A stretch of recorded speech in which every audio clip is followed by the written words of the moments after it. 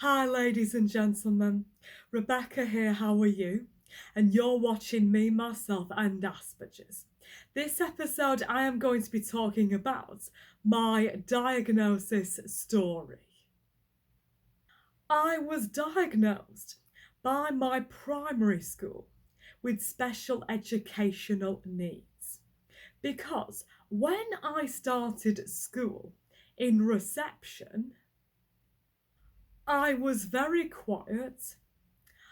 I barely ever spoke to anyone, and if I did speak, they would be single word utterances. I avoided learning situations. My learning was below average. I was oblivious to the other children in my classroom. The work I did was often incomplete. I cried a lot and I threw tantrums. I ended up having to go to a specialist school for children with special educational needs. One of the teachers there got me reading.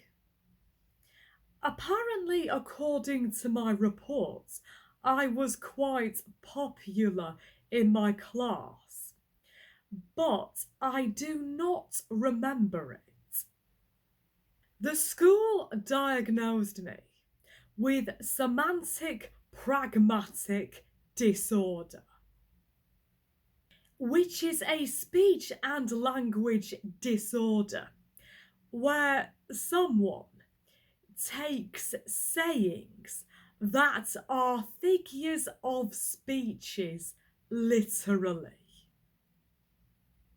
For example, it's raining cats and dogs.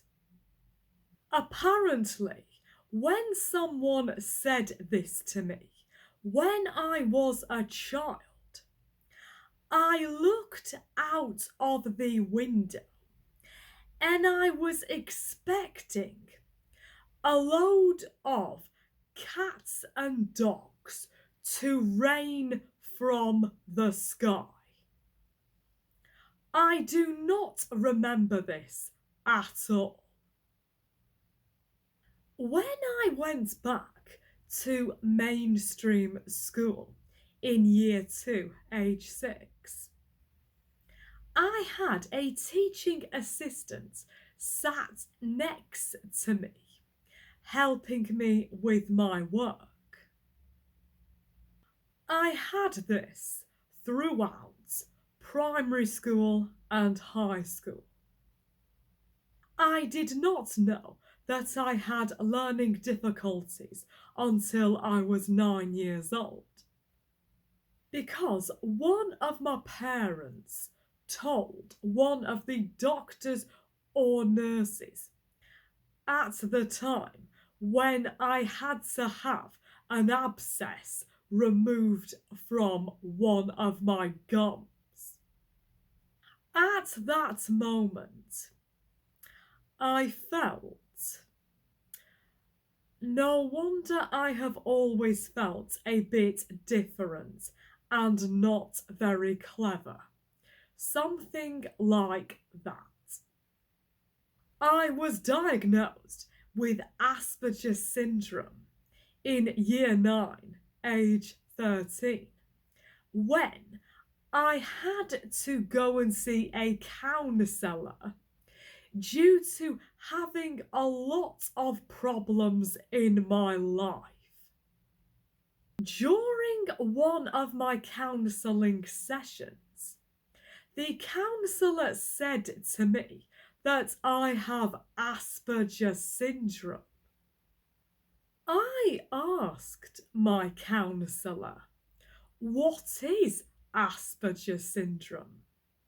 They replied back, it affects the way you communicate with people. I do wish at the time I asked them, how does it? I don't know why, at the time, I did not think to ask them that. Also, during those counselling sessions, I asked my counsellor, people think I am a bit weird. Why is that? Then they replied back, it is because you look around the room and pull faces. Look, you are doing it now. I cannot remember how that made me feel.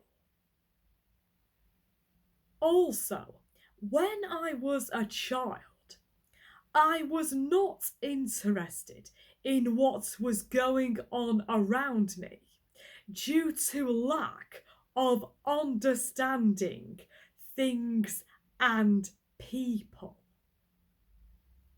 Also, I did not have any responsibilities. I was not, and I am still not even an older sibling. I was also like this in my early teens because I could not be bothered with life. Because no matter how hard I tried at school, I just could not seem to do well. Also, I just could not be bothered with people. If I had said anything like this to my parents or teachers, I had a feeling they would have a go at me. So I was very cut off from my true feelings, as I could not say how I truly felt. Even if I did obsess about making my parents and teachers happy, I would still had not had ticked all of the boxes of their approval. And no matter how nice I was to people, people still did not want to be my friend. Due to the fact I did not do well at school, I left school with not so good GCSEs. And because of that, I had to do lower level courses to progress up to higher level courses. I did it okay. I kept on top of the work okay. The education I got taught at college was a lot better than the education I got taught at school. I just did not get on with the people on my courses because no matter how nice I was to them, they still did not want to be my friend. They would lie about something or do or say something to provoke a reaction. Everybody is still their friend.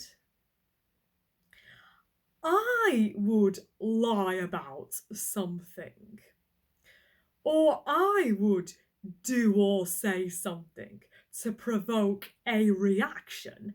My reputation was in tatters.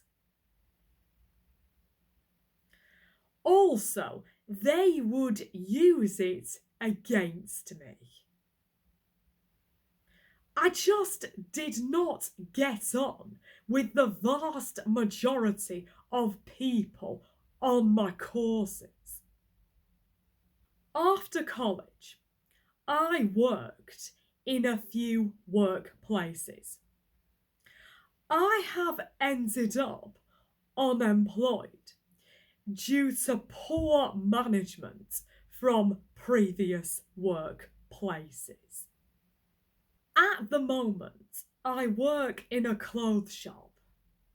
I have tried to cover up my Asperger's, but I have failed to do so because the managers kept sending me to the back and asking me, is there a reason why you struggle with things?